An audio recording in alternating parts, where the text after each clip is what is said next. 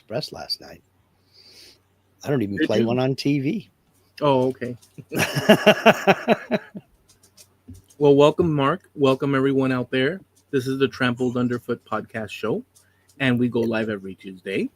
And have you ever heard that channel that sucks like that and raises his voice at the last word in everything when they're talking about some subject or another? Have you seen that? There's a guy that does videos on like history, Mhm. and he's very profound in his explanations, but for some reason in his in the dialogue or narrative, he's always like, so the other day, the penguin Astronomicus mammalicus was walking to the edge of the shore, and so he'll do that kind of thing, and it's so annoying that I can't see it, I can't watch it, no matter what, I can't watch it because of the last word in the sentence raises Is its tonal value. is he Australian? I am not sure, but it's That, annoying as that hell. sounds like just about every Australian. Oh, dude, it's so annoying. Yeah. Like so. For instance, it's so annoying, dude. It's so annoying. Hmm. Well, annoying can sound Hmm. annoying to other people, but in the context of the U.S., as far as I'm concerned, it goes without notice, as opposed to it's so annoying. And the other day, and it's just Yeah. anyways. Yeah. Welcome, everyone. Australians do that almost like they're, being quizzed on everything. But then they also have that, I can't do it. They also have that accent where it sounds like they've got heartburn. The way they talk, it sounds like it's coming from in here and they got heartburn, and You sound wow. you sound like a New England. You almost sound like a New England Irish right there. We got hot band or like Boston, yeah, hot band. Well, I can Or I by the can town, and then, I can do the Northeast accent. Not bad, but not no, good. wait a second. No, but the previous one you said, I got hot band. The way you said that, Heartburn? Yeah. yeah, that sounds more like somebody coming out of the bar at Cheers. Something like that. Nah, that's not like that at all. Not it was New York. Yeah. See, Whoa. I'm not good at doing accents either. I'm So, not either. well, no, just I just said that you're not because I'm hearing it. I'm like, yeah, that sounds like something I would do. Yeah, really. Yeah. Like I would literally make terrible accent choices mimicking, Hmm. Yeah. just like It's something you got to study. I mean, yeah. Remember that guy from the '80s and earlier mhm. that used to go on Carson all the time, and he Rich was like, Little. yeah, Rich Little. Yeah. Yeah. He He was did good. impressions of celebrities and what have you, but what can you say? It got he based a career on it, so what the heck? Yeah. So Um. So, anyways, so welcome to the Trampled Underfoot podcast, the podcast that asks the burning question: if walnut oil comes from walnuts and avocado oil comes from avocados, where does baby oil come from? from babies. Mm. Do you have to skin them before you squeeze them for the oil? I don't know. Um. That's not cool. That's terrible. That's so terrible. No, it's not cool at all. It's. I should have done a different one. Okay, here we go. If tin whistles are made out of tin, what are foghorns made out of? There you go. That one's better. um. There's so many things that are just swirling around, or that I've done or reviewed, that I can't think of any. Do you have any? Oh, I just admitted publicly that we have not practiced for our We show. never do. We never do. But you and I got into a discussion last week about AI doing this and AI doing that. And we carried on the conversation for a little bit after we got off the air. Yeah. And we were talking about how easy it is to fake images or even clone voices and things of that nature. And it made me think of something. And I'm like, oh, no, I got to write this down. I got to make a note of this. I don't want to talk about it now. So we changed the subject because Did you this say is going to clone? make good for a You good said clone. podcast. Was it Clone Nature? Clone voices. Oh, okay, okay. Yeah. Clone a voice. If you have a little bit of a voice, sample of somebody's voice, them speaking a few paragraphs or what have you. Voices can be cloned using AI. So, where that was leading me was, do you think there will ever come a time, or are we already there, where AI, people will doubt AI as a source? We won't trust the AI because the way it sits right now, especially in the context of, we've heard the stories, kids using AI to do their homework and things like that, and not proofreading it to make sure everything is factual and what have you. For all of its faults and all of its, the technology and all the greatness that could come from it, do you think we're at a point to where we're not trusting it? Or do you think we'll get to that point yet? That's still in the future. Well, at the risk of encouraging Al Forte, also Mhm. known as Kilroy's Odessa Woodworking and Maker Shop, plus Retro Friday live show, Mhm. and Sunday Tinkering and Such, which I don't know what the title of that show is. I better tread lightly with my brand new discovery of AI, which you kind of encouraged by sending me that computer because I had no access to that before. I didn't Because encourage nothing. You just wondered what that was, and I told you what it was. You played with it and went, "This is cool," and that's it. well, I will just say this here live publicly now on record that AI will transform this world and all of you shall be consumed. No, I Assimilate. assimilate or die. Um, I think that to each their own, depending on the scenarios that come up in the future where things of consequence could cause people to doubt this and that. But it also depends on what the tool is used for. Mhm. Because honestly, so like I use it for the things that I've mentioned to Mhm. investigate my own thoughts of my or research something. So the way I use it, it produces answers according to what it has available. And I've even asked it about its self Mhm. and what it has available, how it like like I go in and I start swimming around deeper and deeper and deeper to see. I want to find where that lug nut is, Mhm. right? That's holding the thing together. And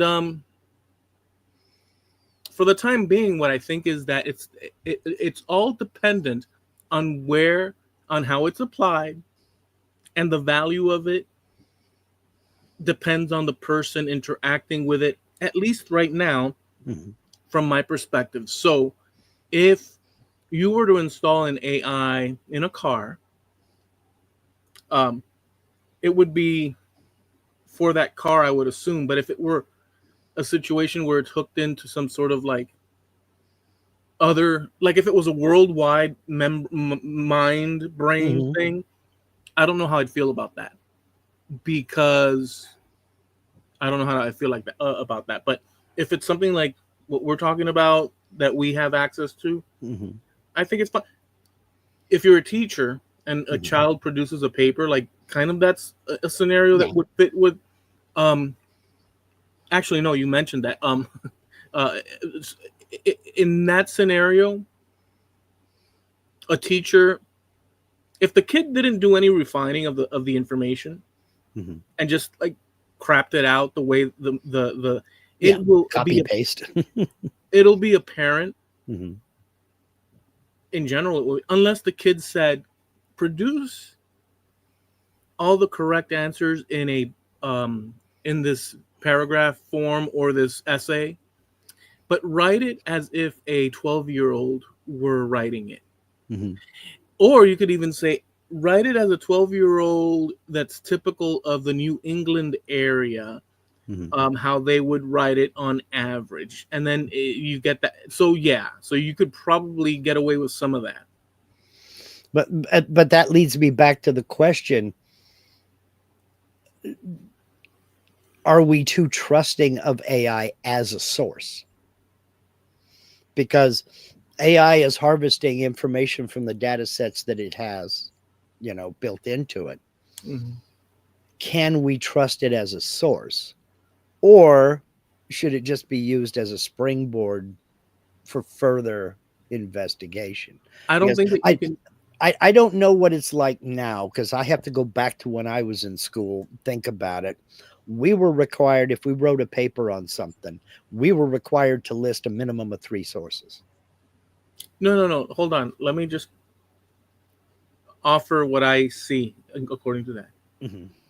AI is like a librarian, Hmm. and its information catalog is like a library. The Right. librarian doesn't own Hmm. the books, and the librarian can't be used as a source, but they Right. can direct you to the books where sources exist. Right. But the librarian is also not giving you an answer. The librarian is not giving you a few paragraphs No, no, about, no. you know, AI is as if a librarian had all the knowledge in the library, hmm, because maybe they sat there for the last 55 years and nobody came into the library except one gal looking for plant vegetation yeah, propagation, and she spent her whole time studying every topic, and she has it readily available, and you come up to her and say, why do flies mutate in this particular island off the coast of Nova Scotia, and she'll be able to crap that out instantaneously. So AI is what I'm getting at, is that AI is as if you had a human being that had access to all the information, right. and they bring it forward to you. You can't use that human being as a source. They're just an intermediary. Hmm. When it comes to writing essays and this and that, it's like asking the librarian to write the essay for you, and they Hmm. will. So For a that part, price, I'm sure. But yeah, but uh, I don't know. I don't know if an AI could be considered a source, is I what I'm just getting at. I just said that only Yes, their purpose. In other words, they can give you the sources, but they can't be a source. right. That was my point. That was my point. So because I'm already starting to see a lot of, you read comment sections and this, that, and the other. I'm already starting to see a lot of pushback where um, you're watching a video or what have you. And I don't know about you, but if they're just showing a bunch of B-roll, I'll go ahead and scroll down and read some of the comments. And you see a lot of just another AI voice, just another lazy AI video. And so that's got me wondering, because I can see there's already a distrust, Yeah. you know. No, it's an excuse. It's another language excuse in public interactions online Mhm. to discredit someone that you want to discredit. In other words, just like any number of other like for instance, in certain, so I can use one that's a little bit more poignant, but I'll leave the poignant one because it could be controversial. Mhm. But I've had interactions online Mhm. where I give a very considerate yet resounding um, critique of Mhm. somebody's comment, Yeah.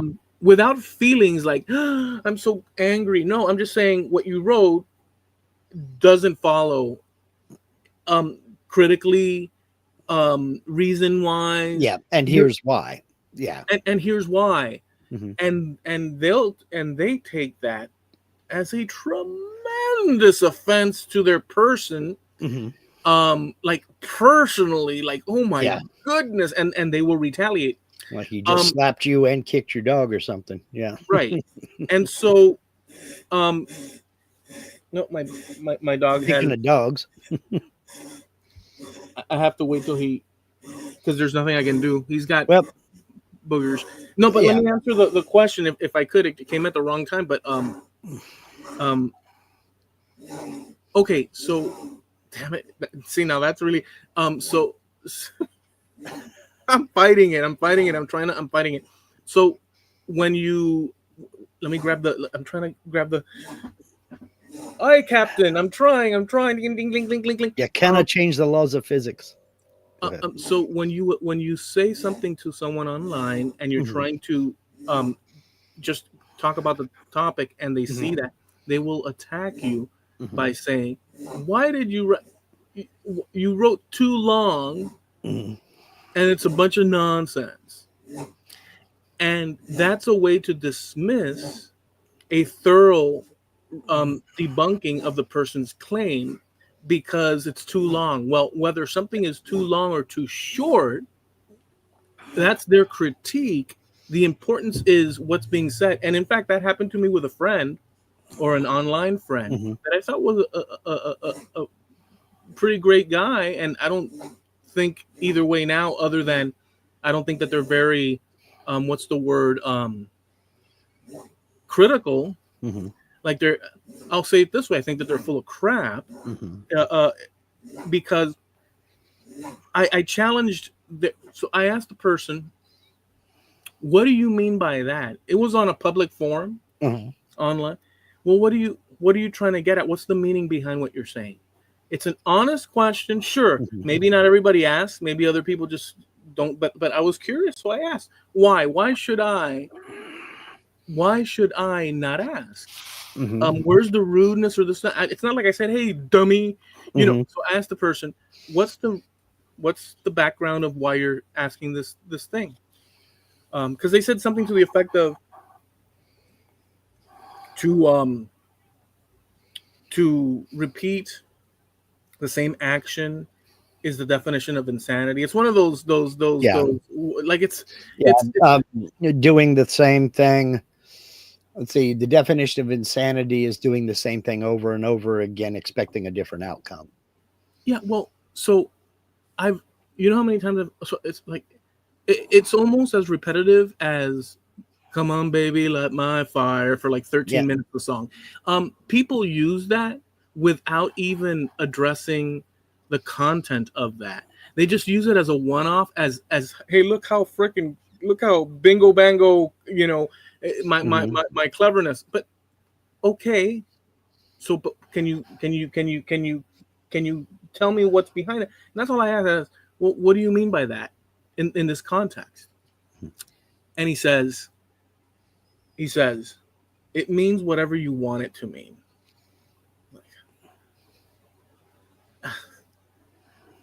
And so That's a to me. That's just an admission that you got nothing. well, You know. the person, my conclusion was, which would be a little bit harsh on, Mhm. but my conclusion was, since I'm not even naming the name, but whatever, was that it's an appearance of exactly that there's something there that's not.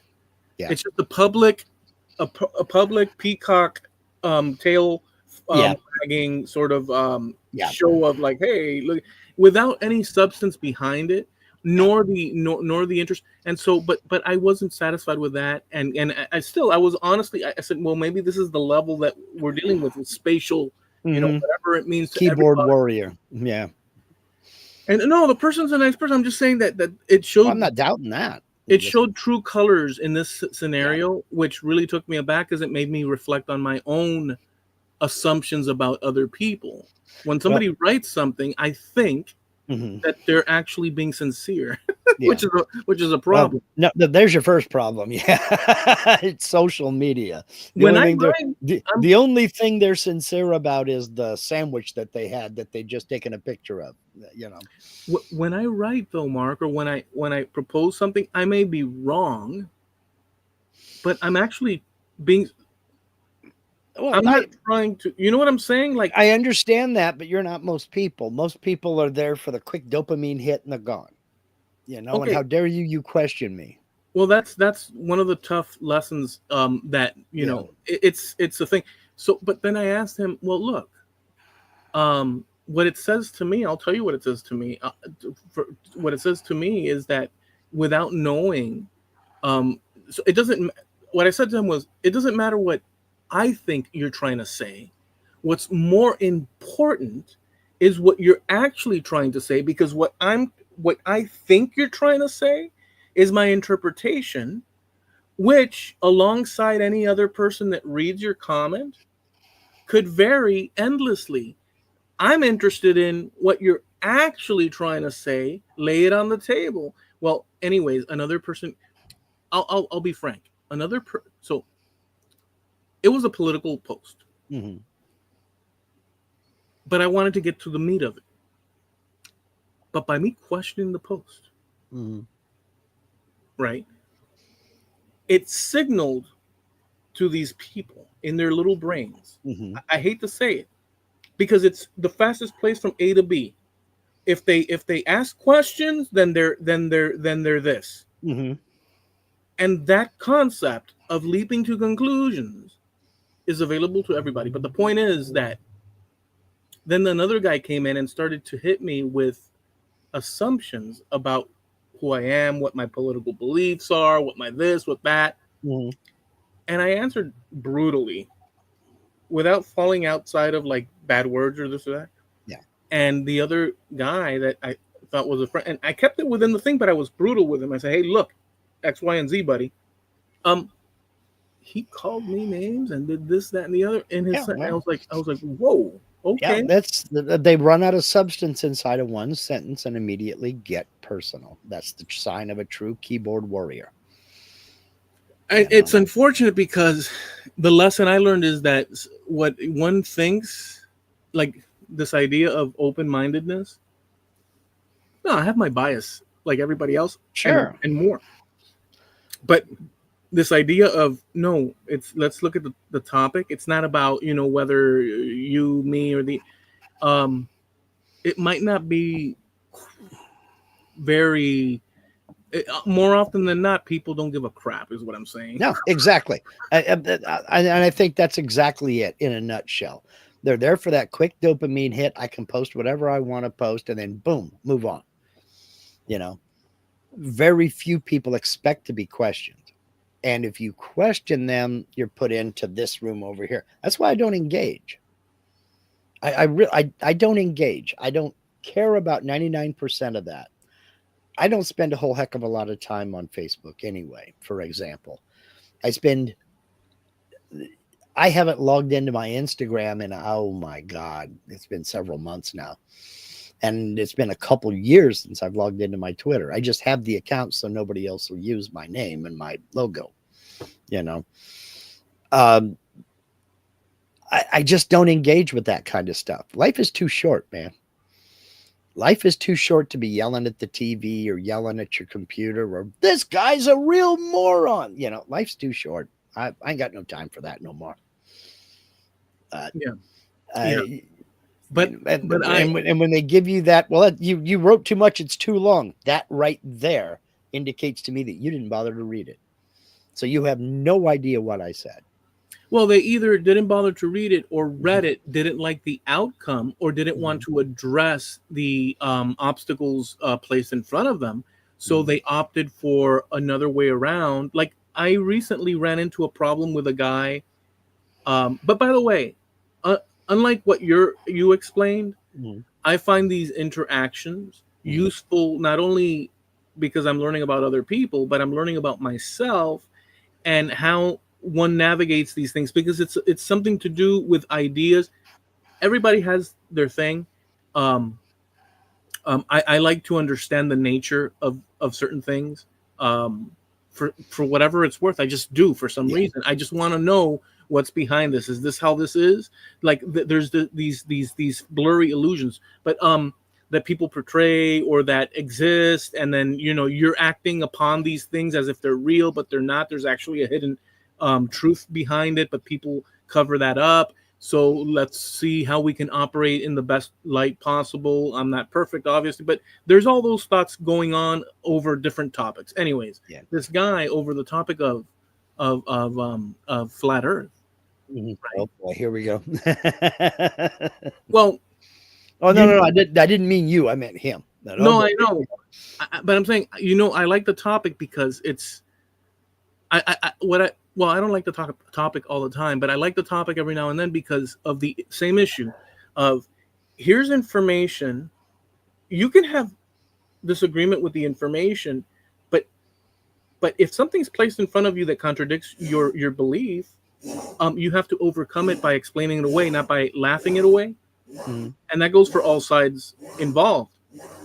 Only if you're interested in debate, and they're not interested in debate. They're interested in being right and getting their opinion out there.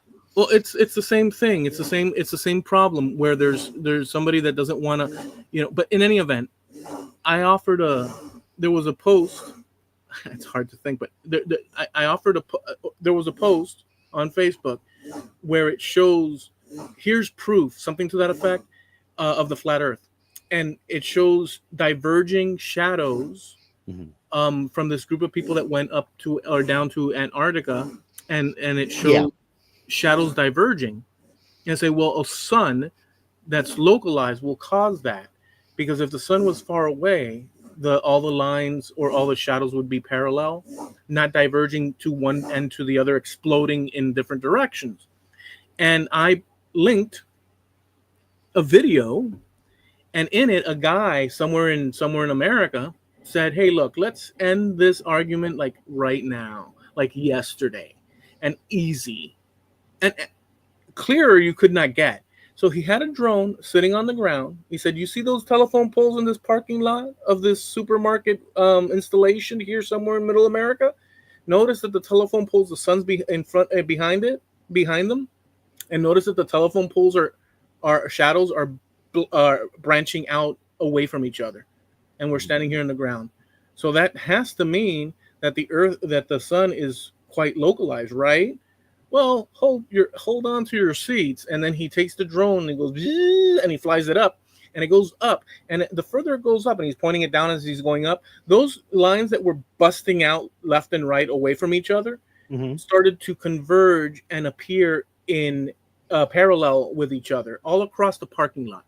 Mhm. He said, "You see, folks, it's called perspective." Yeah.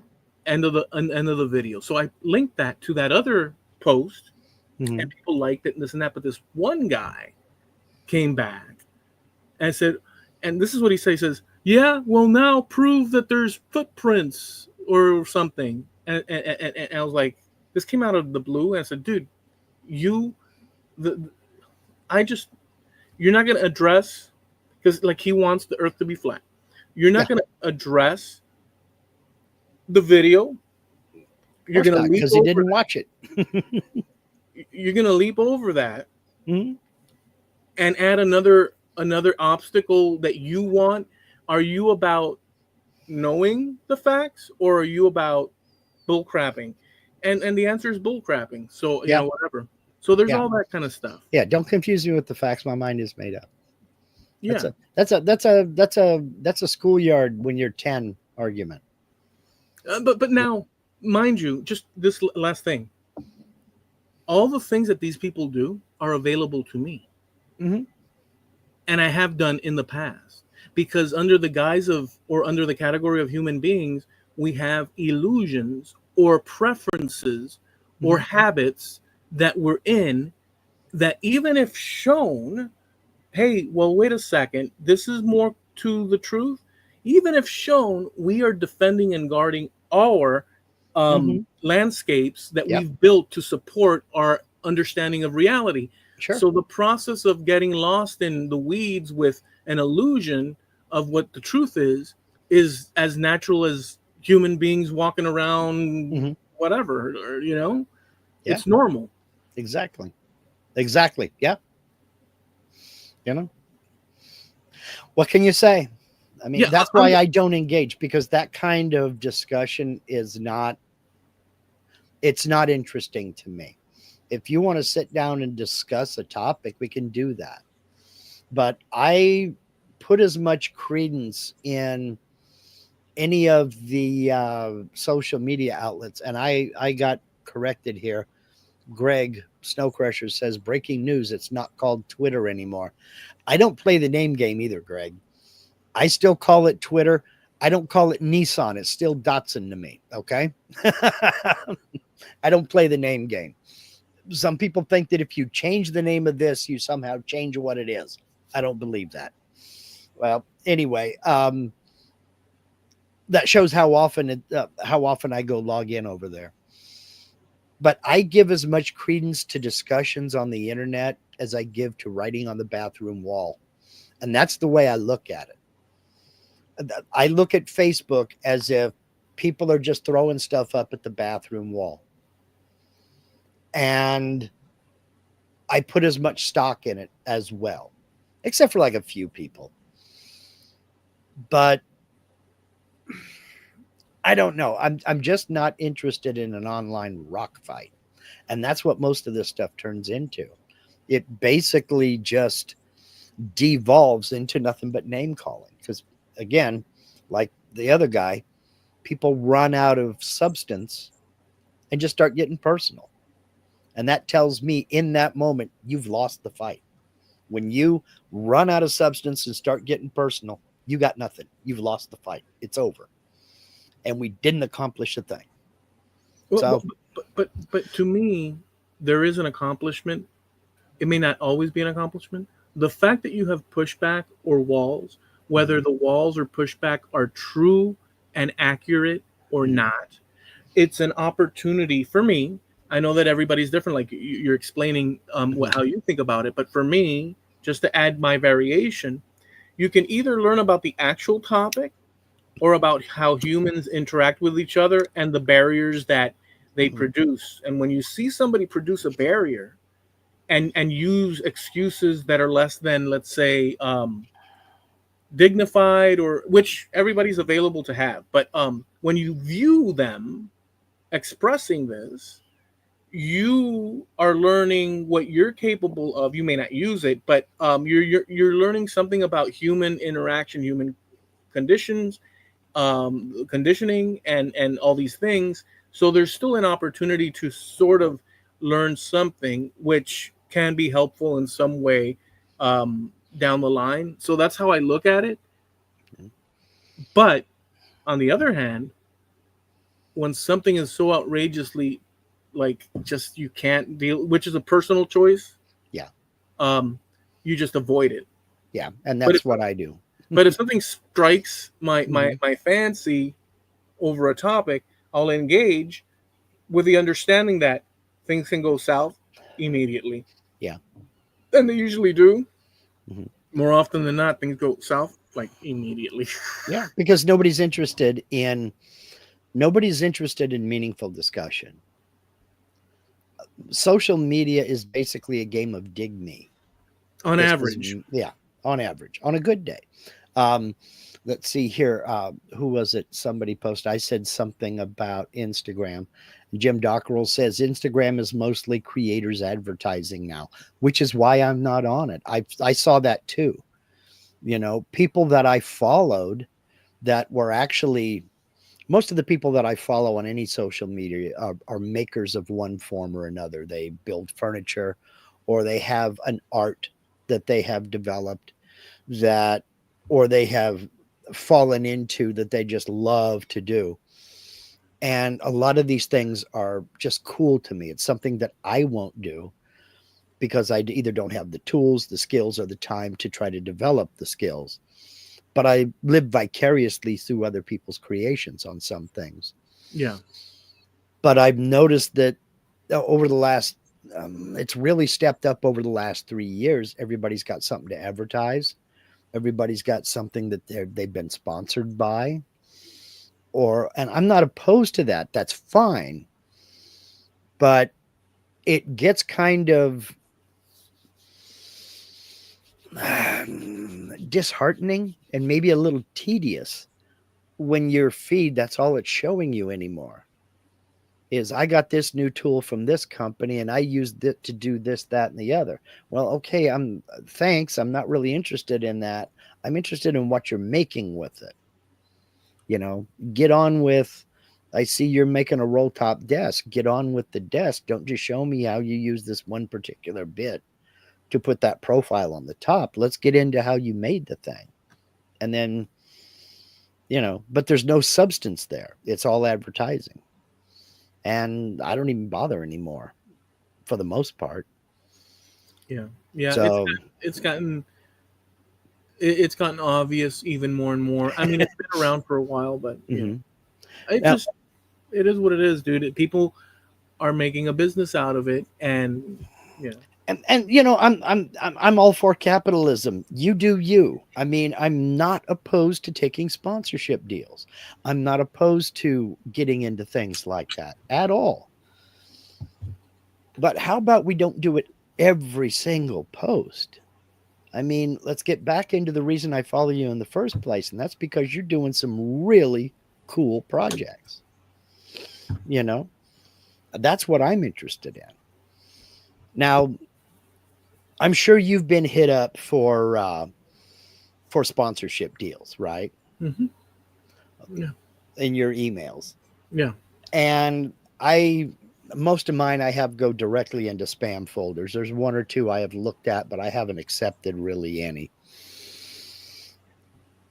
And some of them are the most off the wall stuff I have ever seen in my life. And you can tell that they're like, oh, we saw your channel and we think we would be a great match. We should collaborate on this.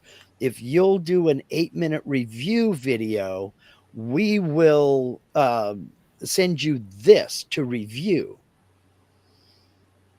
And just by the offer, they don't know who the hell you are, what you do, or what your channel is about because it's got nothing to do with it. Hmm. How many times have you been offered an e-bike, for example? I've not.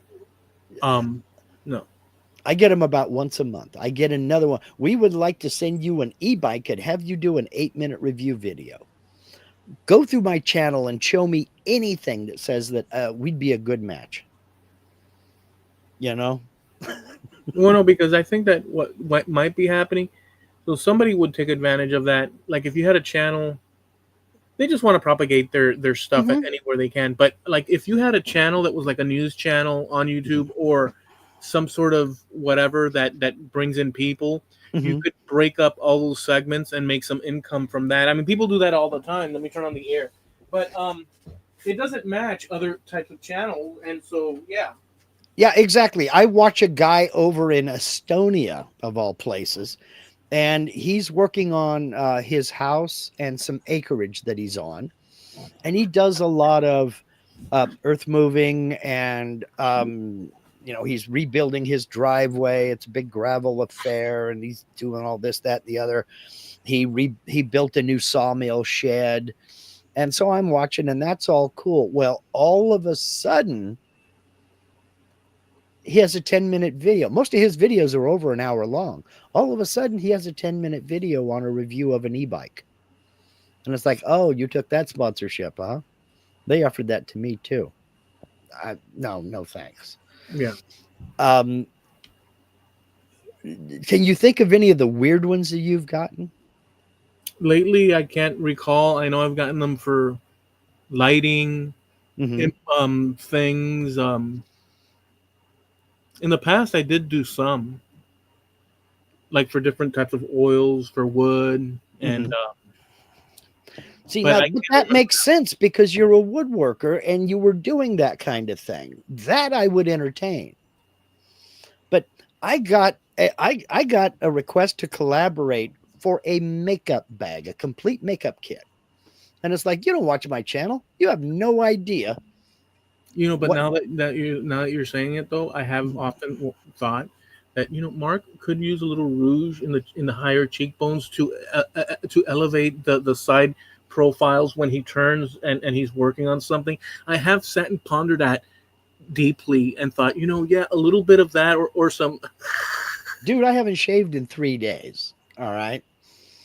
Um, Could you imagine? You to say sure. me, pampering myself is clipping my nails. That's how, you know, but I mean, come on.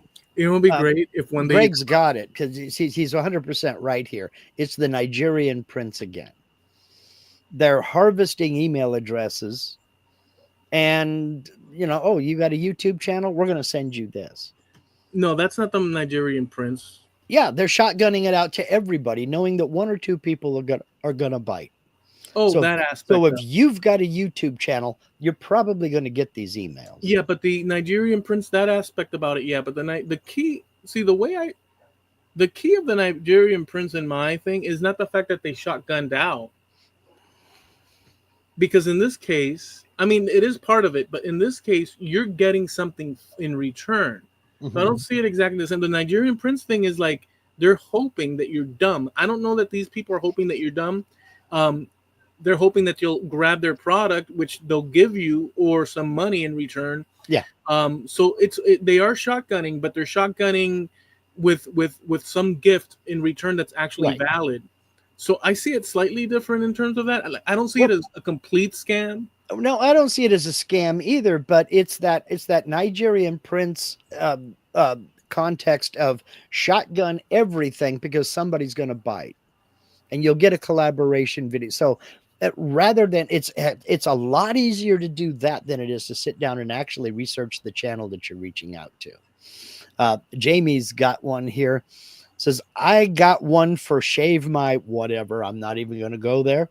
Ladies' jewelry, I've gotten that one too. Dog coats, I haven't got that one. Gym clothes, I haven't got that one.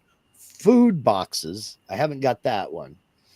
Loads of crazy stuff. Yeah, I mean, it's weird. And you think to me, what on my channel led you to think that we would be a good match to collaborate? Yeah, it's. I mean, hell, if it works for some people, I mean, they're probably somewhere in Asia trying to pump out as much, Yeah, about 95% of them are. Yeah, Now, there is one company that keeps sending me emails wanting me to do a video with them. They've got this big, old, huge industrial CNC machine. So at least they know what I'm into. But I mean, this thing is bigger than my shop. And they're like, we will send this to you. We want you to do a review and possibly a tutorial series on it. And I'm like, no, I got no place to put it. The thing is bigger than my car. Where am I going to put this? You know, yeah, it's like you're mistaking me for somebody who runs a production facility. I'm a weekend warrior. So I'm really not a match. yeah. But I mean, it's an interesting thing that regular people that have a YouTube channel might get something like that. It might inspire them, or it might match, mhm, like cosmetic people for yeah, ladies cosmetics and this and that. yeah, But they of course they shotgun it out, and so yeah, cosmetics for you would be like just very yeah. Well, poor. if I show up with nail polish, I sold out. Okay. If you walk into your next show with nail polish, rouge, a like like a blender under your arm for some random reason, and Yeah, maybe a cap that says "Winwho light bulbs" or something like that, yeah, yeah. then we There you know. go. Winu light bulbs. Yeah, yeah. I mean, I tend to buy merch from people that I know that have a merch shop Yeah, and go with that. I got a closet full of T-shirts that I bought from channels that I follow and stuff like that, and I wear them here and there in videos. But that kind of came back to bite me once. Doc, our buddy Doc Hildebrandt. Hildebrandt, couldn't think of his last name to save my life. I can see his face plain as day. I was doing something in a video and I can't remember, and I was wearing his T-shirt. And he's like, dude, I couldn't watch that video. I was staring back at myself. Like, are you kidding me? He said, yeah, I couldn't watch the video. Oh, man. That's funny. If Mark comes in next week with Juicy on the butt of his pants, I'm going to unsubscribe. How do you know I don't have that there now? You only see me from here up. You didn't even know that I had a pocket on my T-shirt until I sat up straight. You're assuming I'm wearing pants. I am, but you're assuming. It's not good to assume.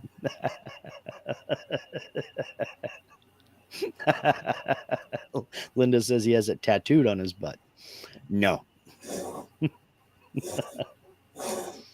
I have one tattoo because I was young and stupid, and that's up here on my arm.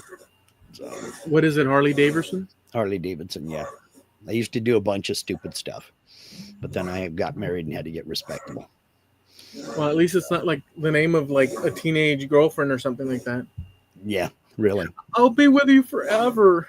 Mm-hmm. 2 weeks later, she dumps you. Like, well, got to cover that up now. Or like a movie idol or something that's now gone like south or terribly wrong. Yeah.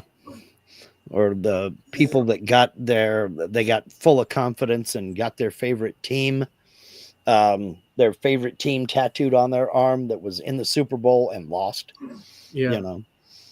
But oh well.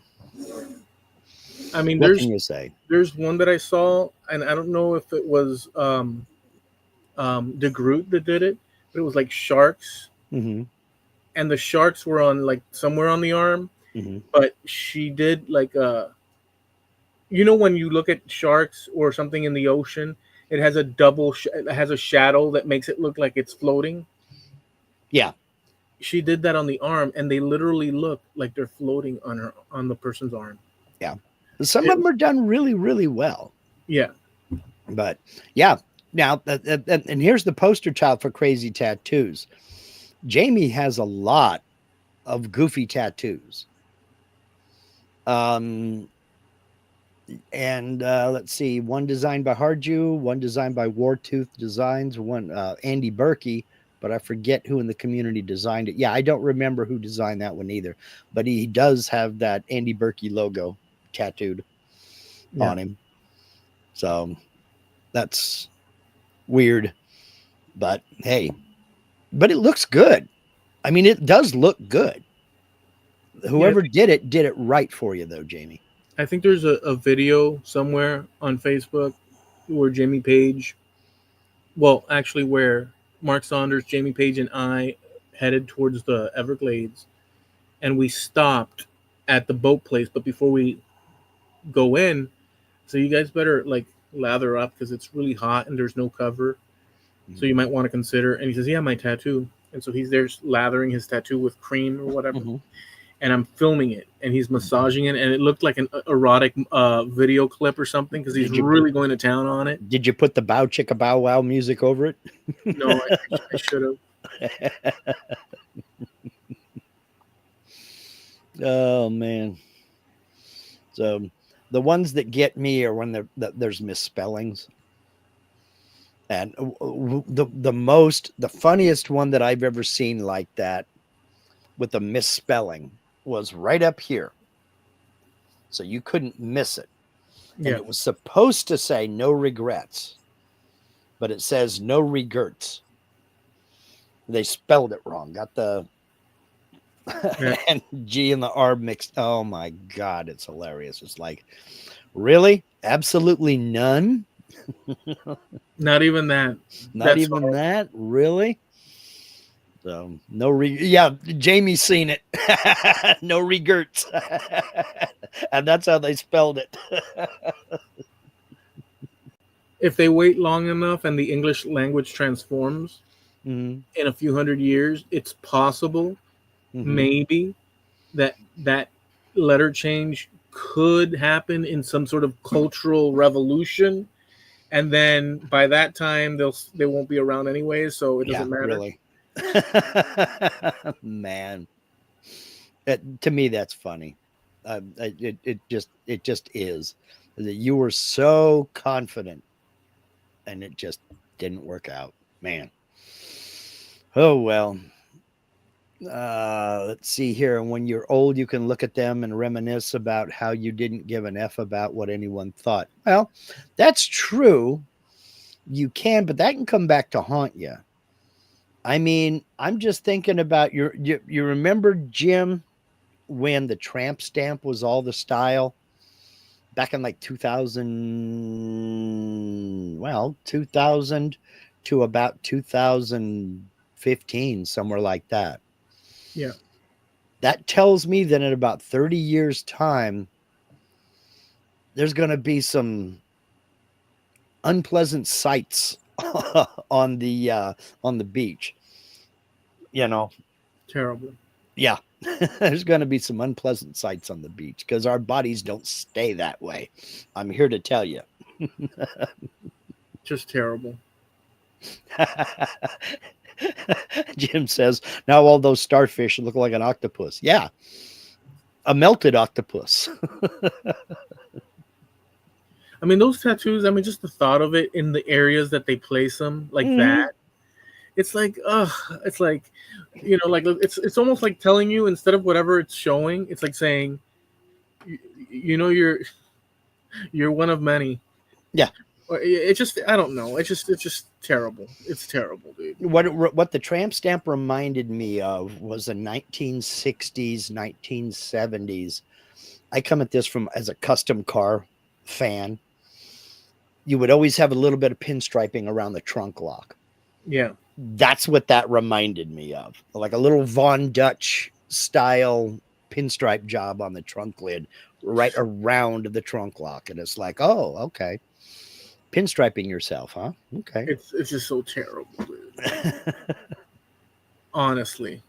Yeah. It's almost well, I don't want to because it tattoos, like we've talked about that before, and people have them for various reasons, and some of them are quite okay, but other ones are just so outrageous.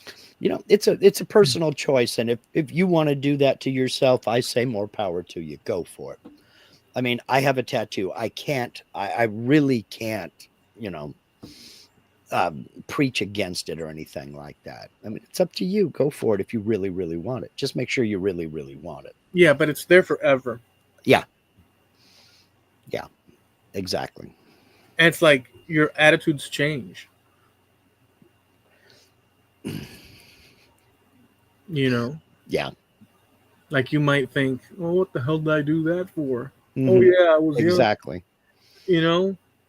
Like these people that do the face stuff. How dumb is that, dude? I'm sorry. Yeah, I got to draw the line, man. I don't do the big hoop things. I mean, I don't have pierced ears. I mean, my I don't remember. I think it was my youngest daughter asked my dad one time, "Are you going to get your ear pierced, Grandpa? You going to wear an earring?" And she was like 5, 6, maybe something like that. And he said, "Nope. Came into this world without high heels and a purse, and I'm going out that way." And I'm like, okay. I mean, basically, that's about sound. But then again, I mean, we do know of people tattooing themselves all across history, anyhow. Yeah. People in the British Isles did it. Some just painted themselves, but other people tattooed themselves. In the South Pacific, it's cultural. I mean, you look at some of the Samoan and some of the Maori tattoos. Maoris are into real heavy on the face and chin. Yeah, but now that's a cultural thing that has become a thing. Now, these people here in the United States or other parts of Western culture, anyhow, are doing it as trendy moments. Like, so for instance, if you think of the bikers in the 1950s, 60s, and beyond, they did that, but they were part of these groups, clans, clubs. Yeah. And they were doing it. Right, but they were doing it within the sphere. I'm not saying whether I like it or not. I'm just saying that within the sphere of them being a club, they're saying, hey, we're part of this together. Absolutely. And so there's a reasoning behind it. But like these kids, and I guess there's a reason for everything, but like these kids that like randomly, oh, look, on TV, I saw this huge ass, what do they call it, with the hole that they pierce through the ear, and now they have a ring there or whatever. They're just, it just feels like they might regret that in the future sometime. Maybe not, but it doesn't look like something that, now, if it was part of the culture, or a specific group like the rockers or the this or that, there's sort of a reason there. But at the end of the day, it's not. Well, I can't say it's not common. I think it's weird. I'm not personally fond of. Yeah, I'm not fond of it. Yeah, to each their own. I don't want to walk around setting off metal detectors everywhere I go. I'm fine. I'm just the way I am. I mean, I'm not pretty, but see, I know my place. You know, I don't look at like Brad Pitt and go, well, how am I going to compete with that? I know I can't compete with that. There's a pecking order and I know where I sit on it, you know. The other day I saw a video. This is like from left field, but not Mm-hmm. really. And it was a lady reacting Mm-hmm. to a teenage girl holding a cassette, Mm-hmm. and she says, "This should." And she in the video, and the lady's like reacting to it. She says, "This should be an accurate enough representation of what music sounded like in the 1900s." and and and well, no, the key here is the use of the word, the emphasis in the 1900s. Mm-hmm. And if you think about it, Mark, she's absolutely true. That young Yeah. girl, Mm-hmm. she's absolutely true. What she's saying is 1900s to her sounds like Ancient what history. 1930s sounded to us. Yeah. Yeah. Yeah. There are people who have kids. There are people old enough to have children of their own that were born in the 2000s. They weren't even, they have no concept of the 1900s. They weren't born in the 1900s. So to Right. them, 1985, you might as well say 1885 to us, you know? Right. So that's kind of why I was making those faces, was she wasn't wrong. Yeah. But when you and I think 1900s, I'm thinking 1902, 1905, you know. Yeah. So, Yeah. Because I'm thinking our era, halfway through the last century, is on par, man. But the truth of the matter is, mhm, we've driven down some roads, man. You know, timeline wise, and every other aspect wise. Like seriously, Mark. Like I'm telling you, I mean, I know you know, but when you think of 1900s in those terms, yeah, yeah, it makes you think. yeah. Well, you know, there's no doubt about it. I mean, today's the 11th. In 16 days, I turned 64 years old. And every time I think to myself, you're getting ready to turn 64, that Beatles tune pops into my head. That Beatles head pops into my tune. That Beatles tune pops into my head. Will you still need me? Will you still feed me when I'm 64? But then what freaks me out even more than that is the guy that wrote it's in his 80s. Yeah, Thinking, oh, I remember 64. That was pretty cool. You know? it's an amazing thing to think. Yeah. Well, you'll turn 50 this year, right? Mhm. Okay. That's quite the number, dude. If you think about it, I Mhm. mean, to you, you're probably thinking, well, that's the number back then. This is the number now, and to each their own from their position. But if you think about, I mean, if you think about what that entails in the context of this Mhm. 1900s girl saying what she said and all this and Mhm. that, um, it's an amazing thing to even ponder from my perspective. We're talking about like eras of Mhm. lifetimes, Yeah. seasons of lifetimes. Mhm. Um, it's it's pretty amazing stuff. Uh, it, it also recently, this kind of ties in the aspect that Alexander the Great was like in his at best his somewhere in his 20s when he died. Um, that he got up and traversed the whole world, Mhm. conquered it from Yeah. Egypt to everything The else, known world, yeah, basically. and then got sick somewhere in Asia, died. Mhm. Um, In his 30s. was it in his 30s? Yeah. So he lived that in that time, and I recently watched a documentary again, but that original documentary that I watched a few years back was so cool because it really went through all the campaigns in a very. I wish I could find it again. I'm sure I could if I worked hard enough on searching, but um, just in that short span, the insanity that person accomplished. And I'm here thinking which frickin' Schneider's pretzels should I buy this week? Yeah. You know, I am. I'm thinking like when I go to the grocery store, I really get into the like today I went into the so I guess the contrast is there, but whatever. I'm not gonna get into the fact that Walmart for some reason doesn't carry the right Schneider's pretzels that I like, but I but got there, into those Utz cheese balls. So yeah. Oh, but the big barrel. we live in a time where we've talked about this too, where I'll say it this way. I don't know if this is true, but I'll say this.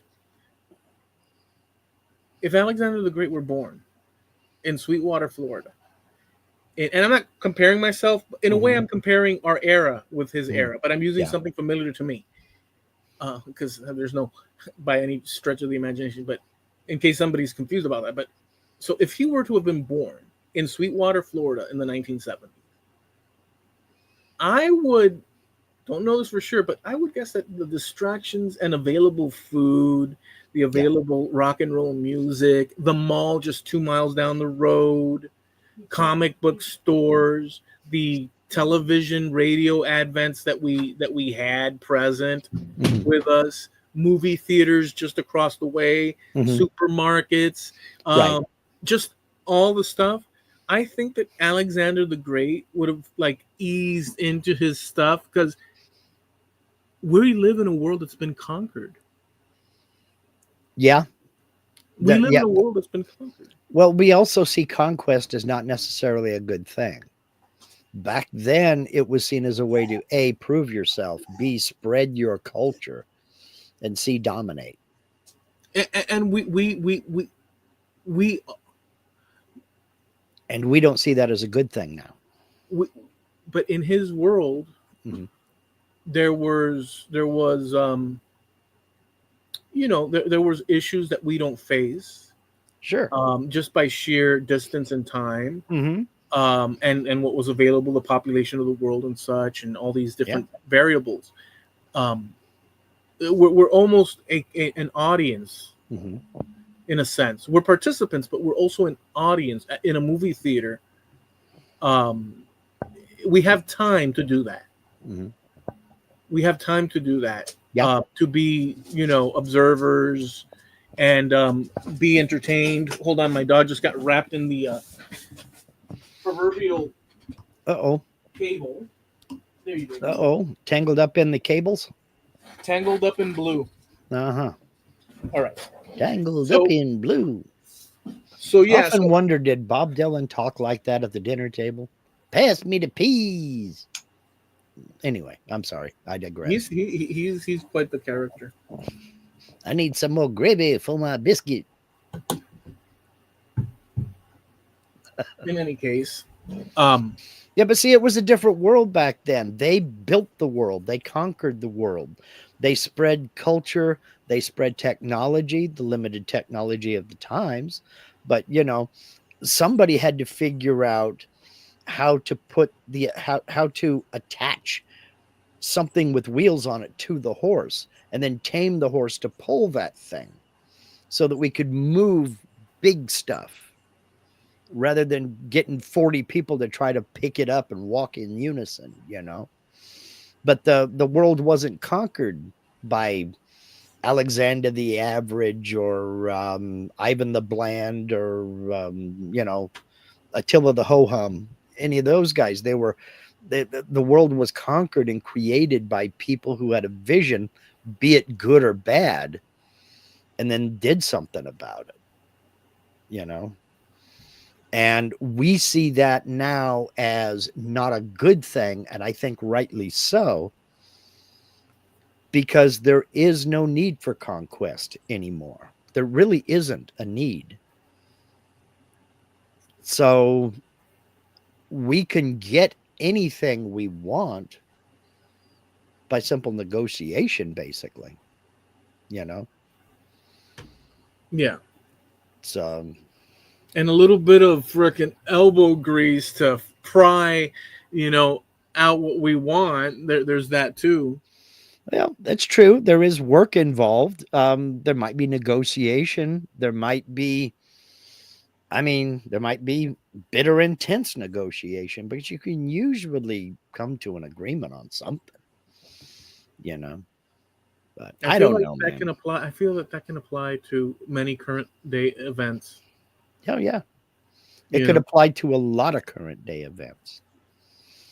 But, you know,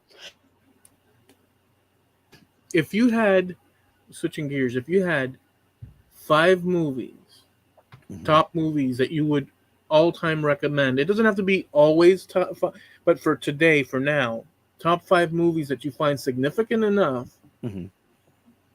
that people should watch it. What would they be? Well, most everybody here is of kind of sort of around our generation. There are people here that are older than both of us. There are people here that are younger than both of us. But I would say one would be American Graffiti because that dovetails in with your discussion about life in the 1900s. You know, specifically 1962. It takes place in one summer night in 1962. So I would have been a year old, but I can remember bits and pieces of that era. I remember all of the music. But if you want a representation, kind of, sort of what life was like back then, the American. pop culture wise, American Graffiti. Some movies didn't age well. Some aged very well. Um, are you talking about snapshot in time kind of things, No, I'm just talking about or 5 that you would recommend for whatever your pleasure is that you would think that are worth the viewing of. Woodstock for a true portrayal of the 1960s, the flower power and the hippie movements, and just documenting that event, you know, which was at the time the largest group ever assembled in one place. Um, the culture, the counterculture, the music, of course, that was the main reason for it. Um, see, for just pure entertainment, if you just want to put on something and watch that to flush the entire world away, The Princess Bride is always a go to. It's one of those movies that needs to be left alone and nobody needs to attempt to remake it. Just leave it alone. Don't touch it. Um, see, two more. Wow. I don't know. A lot of the movies of our generation, there were a lot of dystopian sci-fi flicks, you It know. doesn't have to be your generation. It could Well, be whatever true, you find. true. Um, It can be. It just I'm saying whatever movie up until this point or even back then that mhm. you've seen that you feel that is something that's worth the. It is a difficult question, Eli. It really is a difficult question. Um, Did you run out of movies? no, I'm just trying to think because I have a different Well, we have. scale. I have a different sliding scale when it comes to movies because some of them I like for the drama, some of them I like for the comedy, some of them are just mindless. No, that's fine. We have Um, American Graffiti. mhm. We have what was the next one that you said? Woodstock. Woodstock. So those are 2 cultural things that are Mhm. pretty significant. What else? It doesn't have Then to be then the Princess Bride. Princess Bride, right? One of my favorite movies is a World War II flick called 12 O'Clock High. Okay. And that's a good portrayal of an Army Air Corps group stationed in the UK during World War II, a bomber group. And from there, Jim Dockrell said Shrek. The first one wasn't bad. I enjoyed it as a cartoon. um, yeah, I did too. And my cute meter gets pegged out real fast. I think Yeah. I've told this story before. I took my daughters to go see the Care Bears movie when they were real little. I have never spent more time in a movie theater lobby in my life, because I mean, I would sit. They loved it, but I would sit down there with them and, what's the matter, Funshine Bear? I'm like, okay, I need to go to the bathroom. My cute mate are just, you know.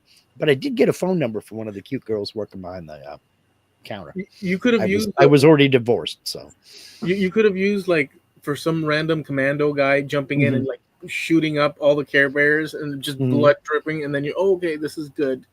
yeah. Let's see. Yeah, really. Wow, one more movie. I need one more movie. Just one scene with Arnold Schwarzenegger like tearing like all the stuffing from one of the bears just out and stuff. Yeah, really. This is what you want. And then back to the show. Or a dog. Let's see here. In Harm's Way, John Wayne flick. Also World War II naval adventure. That's all good flicks, and all from the last century. Oddly enough, all from the 1900s. So we ran the gamut in there from the 1940s to, I think the latest one was American Graffiti, and that was 1973. It came out. Interesting. So, well, my choice, just random for today, but I think that's worth, is the Ten Commandments with Charlton Heston. Good film. I like the epic of it. I really think I like the color grading of it. I like it. It's epic. I'd throw in The Godfather in there. I really like it. It's well done. I really like it. There's many. But then in our era, more like now, I know you're not going to like this one, but I'll say I really, really, really like Idiocracy. I watched it again recently. I know you did not like it. Well, it's not that I didn't like it. I just think they went over the top a little bit. I think it was a fantastic premise. I just think it could have been better done. But yeah, I won't poo-poo that movie. I like it. It is silly and over the top, extremely. But I like it because it says it's in the future. And sure enough, it's in the future. But a lot of the themes are being picked up from current day events. Yeah. Life as it is today. So I kind of like it because you can see the double whammies like all throughout. It's really funny in that, or it's really, I like it, whatever. I think The Matrix is uber enlightening, thought-provoking. It's great. It's got layers and layers of stuff in it. It's a great movie. It's sci-fi, but it has undertones of all sorts of really great ideas. And it's entertaining as hell. I really, really like the concept of The Truman Show a lot. I'm gonna agree with you on that one. So that would give me 6 movies, because you kind of hounded me for 2 years to watch that movie, and I finally broke down and watched it, and I really enjoyed it. I really liked it. It's really that well was done. A good flip. That was a good film. I thought it was entertaining. Well, number one, it's entertaining, and I like it because you're sitting in the driver's seat, in a sense, passenger seat, and you know everything's bullcrap, and you're watching him find out. But it's also a parallel to the same old allegory of the cave. Yeah. He has been offered. In fact, it's a perfect match, and I'll say. So he's in a world that's been prepared for him. And you can say that this doesn't happen in the real world. It doesn't the way it's showing it in the movie necessarily, but it does happen with all the themes and realities we are offered to accept, or forced to accept, or trained on. So he's really a reflection of us navigating this world, and all the dressings that are curtains and stuff that are put up around us, and but he keeps pushing because something's not right.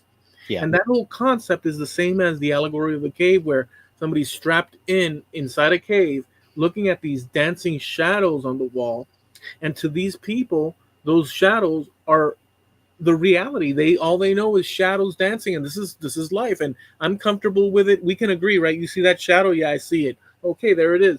But then somebody escapes, which would be Truman, and goes out of the cave to find that the shadows were reflections, and that the real truth, or the closer to truth, or the real truth, is that look, it's a world with trees and light sources and this and that. We weren't looking at and so Truman is finding out and and exiting that cave, just like the allegory of and it's similar to us as Mhm. we move about this world, finding things out that, man, that why did I believe this, or man, why is that?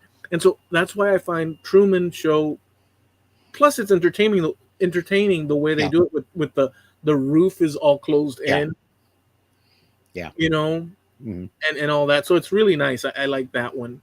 um and going back a little bit, honestly, every single Quentin Tarantino movie that he's ever done. I Okay. mean, it's just mind-blowingly unbelievable, just left field, unexpected awesomeness.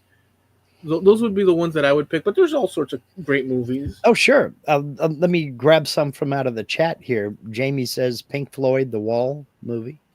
That was all right. I kind of, it's kind of set in the '80s. It feels, it was okay. I wasn't Um, a thrill, but it was okay. Greg says In the Heat of the Night, 12 Angry Men to Kill a Mockingbird. 12 Angry Men was a good film, but I don't know that it could be made today. But then again, why would you try to remake it? Um, because there's no CGI, there's no explosions. Have you seen 12 Angry Men? No. Basically, it takes place in a jury room where a jury is deliberating a case, and it takes place all within this jury room. There's it's a good drama, um, that's focused basically one set. It really is good. Bambi versus Godzilla, that is on YouTube. I've seen it on YouTube. Have you seen Bambi versus Godzilla? No. You got to look it up. I'm not going to spoil it for you. Is it true? Well, as true as a video can be, it's true. It was done on, I want to say 16 millimeter film. Oh, but it's an actual video? It's an actual, yeah, it's a Okay. short film, and it is on YouTube. I've seen it. We've got Full Metal Jacket. Yeah. Okay. Jamie says, I like true stories are based on true history, like Men of Honor and Remember the Titans. Okay. Okay. The Goonies, never saw it. That was a coming of age. I think everybody who identifies as an 80s kid saw the Goonies. Yeah, I did. And I was an adult, had kids of my own. I never saw it. That's a good movie. Pulp Fiction. Okay. Jamie says The Last Castle. I'm not familiar with that one. Not familiar with that at all. Linda says The Quiet Man. John Wayne and Maureen O'Hara. He goes back to Ireland to his the home of his fathers and what have you, and doesn't get accepted in the little town he goes to. Let's see. Let me add this one. It's a great movie. You guys should check it out. It's the quilting gunfighters of Deadwood. It is so good. So instead of the actual action that was occurring in Deadwood at the time, Mhm. this movie is basically focused on one inn, where the men decided not to join the battle, but to sit, tell stories, and quilt. Never heard of it. I'm joking. I'm Oh, part okay. around. No, but could you Okay. imagine? Could you imagine? Yeah. Could you imagine somebody with such a vision? Mhm. They're saying for this directorial debut, this man is going to, instead of focusing on the actual action, no. In one inn, men gathered one evening and said, "You know what, fellas? Why so much gunfighting? Mhm. Let's just sit together, tell stories about the war, and quilt." Dude, you know how much that would probably You be you needed. you were okay until you brought up quilting. You know, Well, but you know, how much do you think that movie would be despised across like the culture? Maybe not everybody. Some people might say, you know what, that's freaking it's brilliant. an interesting take. Yeah. Reservoir Dogs. Oh yeah. Okay. Anything with John Candy. Jamie says he loves anything with John Candy. Can you think of your favorite John Candy movie? I've got a I couple. wasn't big into Candy, to be honest with you. I think that my two favorite movies that John Candy did were Trains, Planes, and Automobiles Oh, I like that one. That's true. and Uncle Buck. Ah, I like that one too. But it's So been so those are long. my two favorite John Candy flicks. It's just been so long though. Yeah. Yeah. I mean, we're talking a long time. Hmm. Son of a gun. The Deer Hunter. Yeah. I don't remember what that one was about. Vietnam. Okay. Al says The Man in the High Tower. Don't think I've seen that. It doesn't sound familiar. Have you? How about you? No, it sounds familiar, but I don't know what that is. Midnight Express. That was an intense movie. That one's probably one that I would have seen and got bored with. I don't know because I've seen. It sounds familiar, but I can't quite. I can't quite at this moment. I can't think of it. Look it up. The Big Lebowski. That's another one that I've never seen, but I keep hearing good things about that. I'm going to need to go see. I'm going to need to find it and watch it. It was entertaining. I enjoyed it, but it's not. It's just an entertaining. Mhm. It's worth watching. It's entertaining. Mhm. It's just a sort of a dude guy Mhm. that embodies like a certain American aspect that he's cruising, man. But he Mhm. runs into problems. Like he has issues and stuff, and it's this whole little culture. I liked it. To be honest with you. It was a good movie. Apocalypse Now. Um, I for some reason got bored of that one. yeah, me too. I had a hard time sitting through it. I really did. I don't know if this was tongue in cheek or what. Bill and Ted's Excellent Adventure. I saw that back in the day, and Bring. I couldn't. It's just too ridiculous. It was. It was. But you got to admit, George Carlin did have style in that movie. Yeah, he was. If I remember well, he was dressed in some sort of like man suit, pantsuit, He had all the nice suit and the cool glasses. comb back hair. His name was Rufus. Yeah, Shawshank Redemption, another good movie. yeah, that was good. Another good movie. Clerks, never saw it. I saw it, but it's been so damn long. I can't remember none of the premise or anything. I mean, I can think of what the premise is, but it's been a long time. Goodwill Hunting, never saw it. I saw it, but again, it's been so long. Mhm. Patch Adams, Jamie goes to the cinema a lot. From Duck Till Dawn, just for the Selma Hayek dance scene. Is it really called From Duck, or did you mean Dusk? He meant dusk. Okay. Schindler's List. That's another one that I haven't seen, but I've heard nothing but good things about. Yeah, it's good. It's depressing though. Yep. For obviously. Rocky Horror Picture Show. Only if you're going to the midnight or 1 a.m. showing and they have the live act down in front of the movie screen.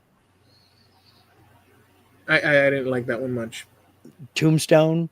Well, the Rocky Horror Picture Show was weird, but when the whole audience is in on it and the whole audience participation thing is going on, it's a lot of fun because you're ignoring the movie screen and you're watching the crowd. It's a lot of fun. The Green Mile, another one I never saw. That one was good, but it was depressing. Mhm. It really was. Most any Hitchcock movie. Some of them were very, very good. And others were very, very ancient and not really well put together. The early ones, I have his collection. Hmm. The early ones, oh, the audio, the picture, because we're talking about we're talking about 1900s. It's once he Well, started getting into the era that he started to really have the technology that could allow for the cool mhm. stuff. Then it just got crazy, like rope and all these other things. But like in the early days, oh, I don't know. Yeah, it's okay, but it's like you Mhm. get lost in it. It's like no, The Stand, never saw it. I did, but I don't remember the premise. That's how. That's what's this guy's name? The guy that does horror writing. Oh, Stephen King? Yeah, Yeah. The only Stephen King movie that I saw was Cujo. And it was okay. Little kid that the child actor that played the little kid did a hell of a job. He had me convinced that he was really going you for never it. saw Carrie? I think he did. Oh yeah, I did see Carrie years ago at a drive-in with an old girlfriend. Years ago. Stand by Me. That was great. Yeah. It's a little Um, depressing though too, because of the premise or the actual goal is to find, go see a dead body. yeah, it's kind of screwed up, but it is. It's one of those Mhm. things. Quigley Down Under. That's an underrated movie. I think that was really a good flick. I don't know what that one is. What Tom Selleck is, it takes place in Australia. Tom Selleck is an old Western guy who goes down to Australia and he gets hired on at this ranch. I won't ruin it for you. It is a good flick. Oh, is it? It's a good flick. It takes place in the 1800s. Oh, okay. Yeah, it's a good flick. It's kind of an Australian Western kind of a thing. But it's, let's see, Tom Selleck. Oh my gosh, what's his name? Alan Rickman. Um, you'll recognize some of the people the minute you turn it on. Uh, but it is worth watching. It really is worth watching. Um, Jamie says no cinema. He has lots of DVDs. Okay, all right, all right. Yeah, yeah. That's one of the definitions. You know you're getting old when you find good movies in the $3 DVD bin. You also know you're getting old when elevator music is pretty good. Hey man, this is all right. That's interesting. I've walked into grocery stores within the past 10 years, and I'm like, man, this place is rocking. That's it. But the problem is that that it would be for the same reason Mhm. that you're saying. But like kids would probably walk in and say, man, this is old fart Why did they stuff. play this old crap before? And you're in the produce section going, "Welcome to the jungle. It gets worse here every day." Oh man. The Exorcist. I I didn't saw like the it. movie. The movie was okay. I didn't like it. I never liked it as a kid. The book scared the holy bejesus out of me. No, dude, there's something wrong with that I don't like it. I was, oh my gosh, I want to say I was 13, 13 when I read that book. Got the hiccups all of a sudden. Don't know what's going on here. I was 13 when I read that book, and it scared the holy hell out of me. And I think I've talked about this before. If I was going to bed, I'd get up from the chair, walk to the hallway, turn on the hallway light, go back into the family room, turn off the light in there, go into my bedroom, then go back and turn off the hall light. Oh my God. That book scared the hell out of me. It was on TV when it first aired, for the first time back in the '80s at some point, if I Mm-hmm. recall. And in fact, let me ask AI. Let's pause for half a second. Okay, when did the Exorcist first air on national TV. Yeah, we'll leave it at that. 1973 in theaters, and then on television on February 24th, 1980 on CBS. It was a significant event as the film had been both controversial and groundbreaking. Were you curious about its impact or just revisiting a classic? AI asked me. Um, okay, so I was in my parents' room when that thing was airing. So it would have been that evening or whatever the variation in Florida would have been. It was probably the same evening for the rest of the Yeah. country. And my mom said, "Son, don't look, son. You'll have nightmares. Don't look." And I said, "No, Mom, it's okay."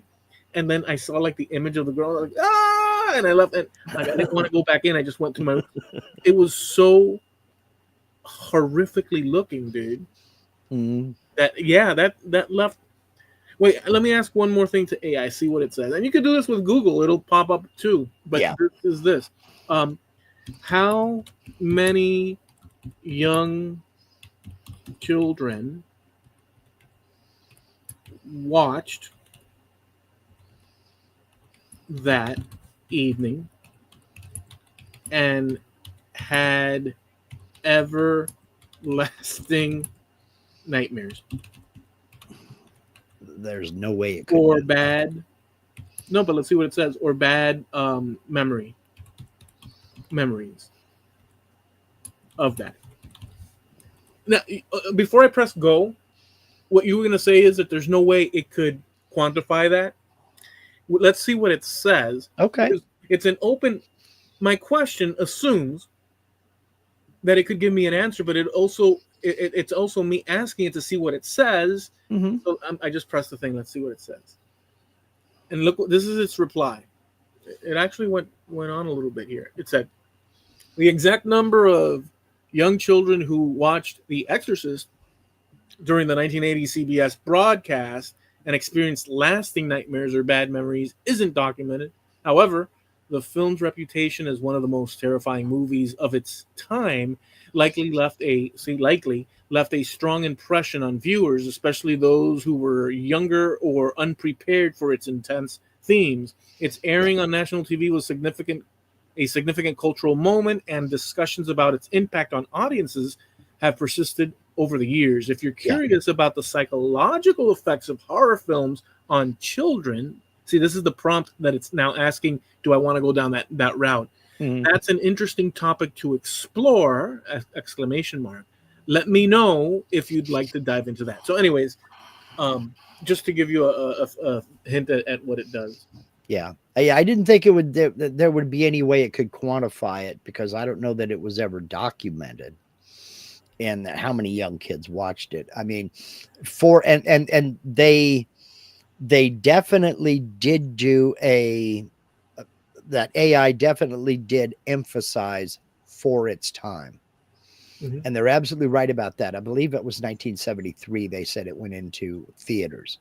Yeah. And I remember there were some groups that were lobbying to have it rated X. No, it's frightening as hell.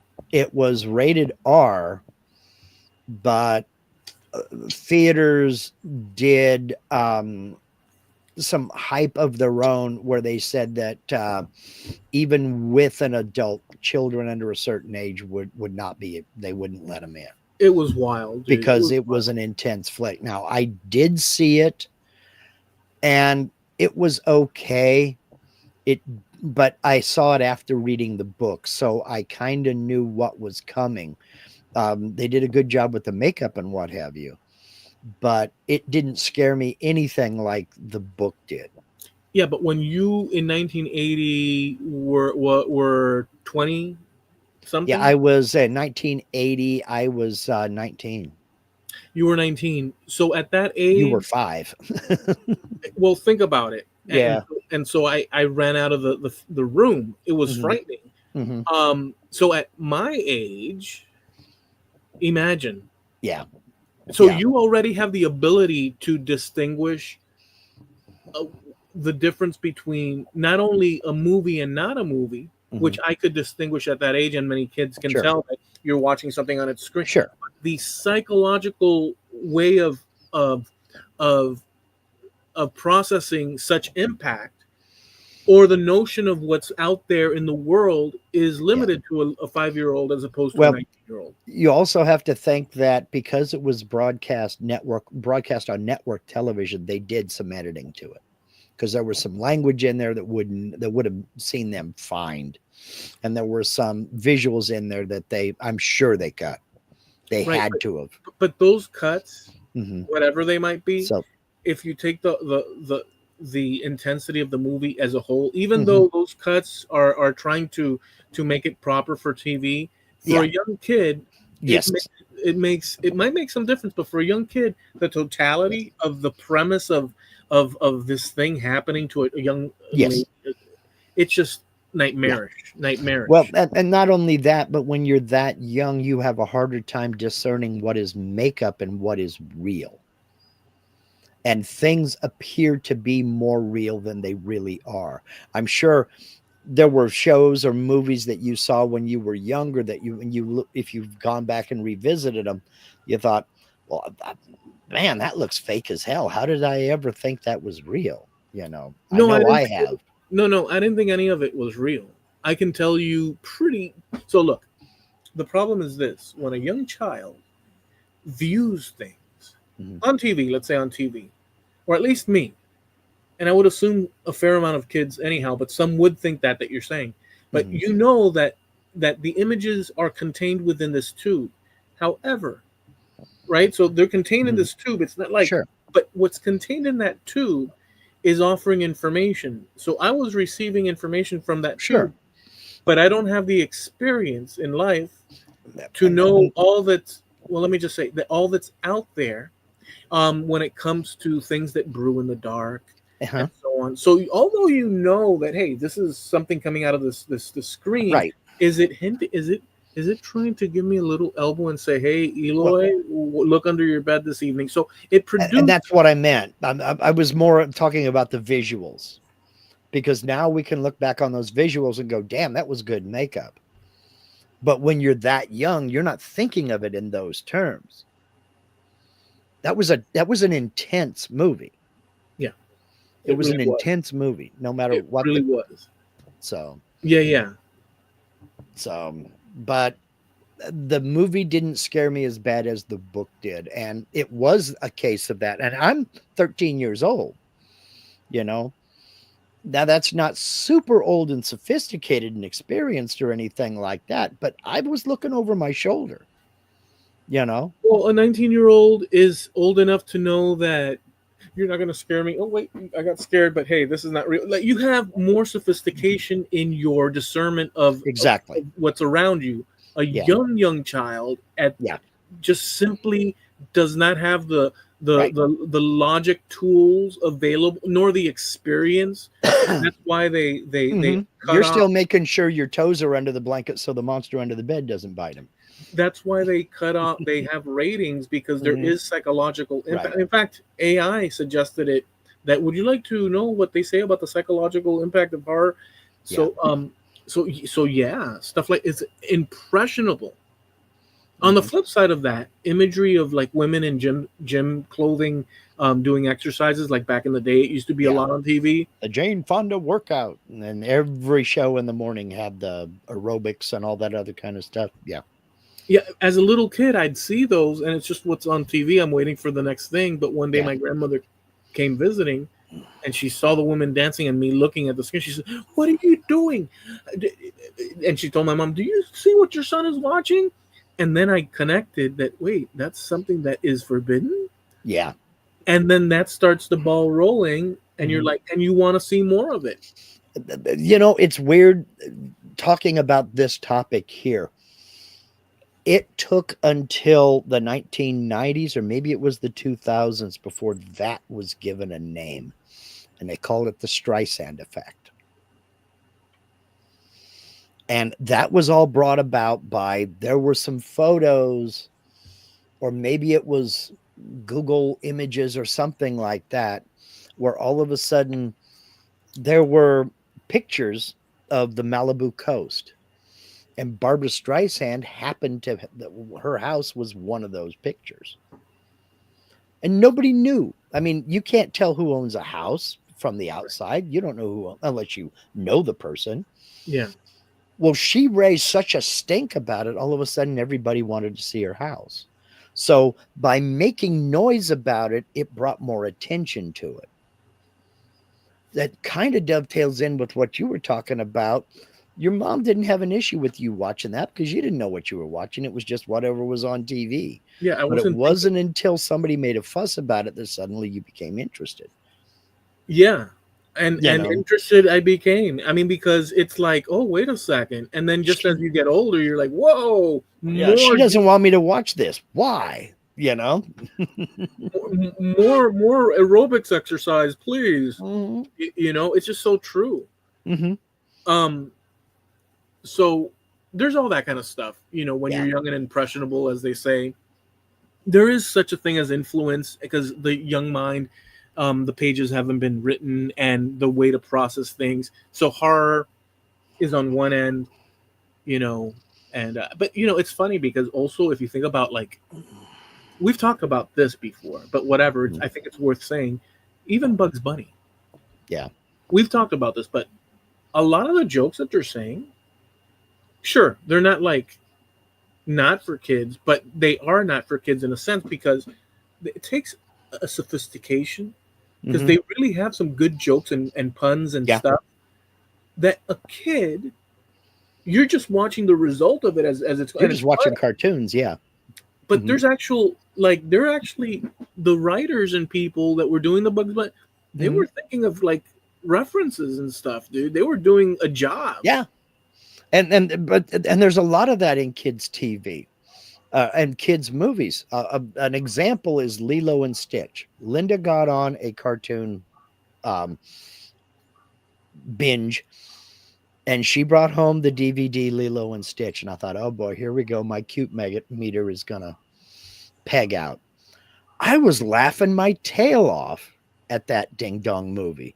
Yeah. My favorite one was where the little girl brings Stitch into her sister's room and wakes her up, puts his claw down on the record. She has a little turntable, puts the claw down on the record, opens his mouth, and it's Elvis singing. Closes his mouth and it goes silent. Opens his mouth and it's singing. I've No seen words were said. Just that scene right there was like, oh, that's funny to me. That was just friggin' hilarious. there's some good, you know, after Bart Simpson or whatever, The Simpsons, after that came out in the 80s, cartoons really started getting into that kind of I'm not saying the one you're saying, but like um Adult humor. adult humor, like it really went into Well, overdrive on that they account. were never supposed to be kids' cartoons. This wasn't, Sylvester and Tweety or Tom and Jerry. This was basically an animated sitcom. The Flintstones were that way as well. I can remember Winston cigarette commercials with Fred and Barney having a cigarette while Betty and Wilma are cutting the grass and trimming the hedges. They're off in the selling Winston cigarettes. They were evening time um, animated sitcoms. Yeah, for adults to relax and Hmm. enjoy, you know. Yeah, But kids got yeah. got to that too, and it's sophisticated stuff. It really is. Some of the jokes are like double meaning Hmm. and really well done. Yeah. um yeah, I kind of like those. There's Well, you one. got to keep the grown-ups entertained too. And that's something that the makers of the Care Bears movie really need to go back to school and study. You have to have something for the adults there too. You Okay? know, if they would have had Care Bear back during the Bronze Age, um, it would have it would have basically like Ice Age. Ice Age. Yeah. That's another cartoon. Hmm. If they would have had like stuff like the Care Bears back in the Bronze Age, and you forced that on the men population that wanted to go out ravaging Mhm. and conquering, it would have effemitized. What would be the word? Feminize them. Yeah. Effeminate, and it would have been on to the next village, gentlemen. Oh, we've got carried over to Alexander this. the Average, Ivan the Bland, and Attila the Ho-Hum. No, because it does. It's almost like a reaction deep within Mhm. that you want to just destroy when you see that for some reason. Mhm. Cartoons like that. Yeah. There's an inner thing that says, "I must this evening we must kill." Yeah. Well, it was, and my daughters were their target demographic. They were like 4 and 6. So that was the target demographic. They loved the Care Bears I used to and walk. strawberry shortcake and My Little Pony and all of I that remember stuff. that. I used to walk into Toys R Us Hmm. as the serious boy of the '80s that I Hmm. was, looking for GI Joes and Star Wars and stuff. And I'd walk in, and I'd pass by that strawberry shortcake aisle, Hmm. and a deep, overwhelming disgust and contempt Yeah. would swell within me, looking at them and say, "Why are they wait?" I would literally think this: "Why are they wasting aisles where better toys could be offered?" And I'd walk Exactly. by it like I'd really. It's so hilarious how that works, but Well, it's you were a boy. it's I mean, natural, yeah. but deep within, I mean, what does that say about the nature of boys and girls? I mean, um, Well, little I girls hadn't grow thought up about it. little girls grow up to be women. Little Yeah, boys grow up to be old little boys. We still have our toys. We still have our hobbies. We still like to play games. They just everything got more expensive because we can afford more stuff. for thousands of years, although we're not. So for thousands, this is just me saying. Like, I'm not saying that it has to be, but in this situation, I just want to bring this contrast in. For thousands of years, the people that you come from, that Hmm. I come from, that men today come from, instead of choosing which burger outlet to go visit, and the choices are also difficult, or which type of ice cream or guitar or this or that, they were like, we will move on to the next village. Hmm. We will burn the place down. All the men will be slaughtered, and we shall take the women. And then, after that's done, gentlemen, and we feast, we shall continue on to the village after that. Hmm. It was a trajectory of what, let's call it, barbarian Yeah. moving across the landscape and just Well, enveloping everything possible. they called them the Mongol hordes for a reason. I I was thinking mean, in terms of the further back, but yeah. oh, okay. No, Well, I was yeah. thinking Bronze Age. I was thinking Oh, Bronze Age okay. in Okay. the European context, but the Mongol horde did the same. Yeah. They were just doing the same thing that the Hmm. previous groups were doing, which was, so but but we have reached the look. What I'm saying is that in any other context, you and I, Hmm. instead of talking about tech and movies and these Hmm. things, which are great because this is the fruits of their labor throughout Hmm. history, that we have these pleasures to Sure. be had. But in any other context, you and I, we would be saying, so, Mark, have you sharpened your axe well enough? Because the next village, I've heard that they have these spears, and we need to work around that issue so we can decapitate as many people as possible. I mean, we would be having, in Hmm. another context, and you and I would be, instead of like, Yeah. we would be serious about, we'd be, yeah, you know No, it's what, your turn to start the fire. Get out there with the flint and get it going. yeah, this sort of Yeah. thing. I mean, obviously, each village or groupings would have to have their metal workers and their this and that, but like, broadly speaking, um, it was a trajectory way different. So we would be the equivalent of that if set in the right context back then. We come from that. It's just an Well, amazing thing. I think we'd both probably be dead because I think life expectancy was like 31. So But on the other Mm, hand, it is an amazing thing to think that yeah. may be so in a sense, but maybe not, because we're here. Hmm. Well, So right. We're that. Yeah, and that's something to think about. We are the descendants of the survivors.